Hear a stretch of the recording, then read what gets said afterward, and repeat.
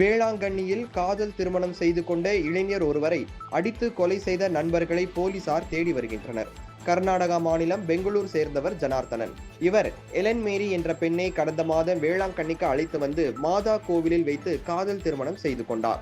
தம்பதியர் அங்குள்ள விடுதி ஒன்றில் தங்கியிருந்த நிலையில் ஜனார்த்தனனின் நண்பர்களான கர்நாடகா மாநிலம் சிவமுகா பகுதியை சேர்ந்த ஜாகர், ஜீவா ஆகியோர் வேளாங்கண்ணிக்கு வந்து ஜனார்த்தனன், எலன் மேரி தங்கியிருந்த அறையிலேயே இருந்துள்ளனர்.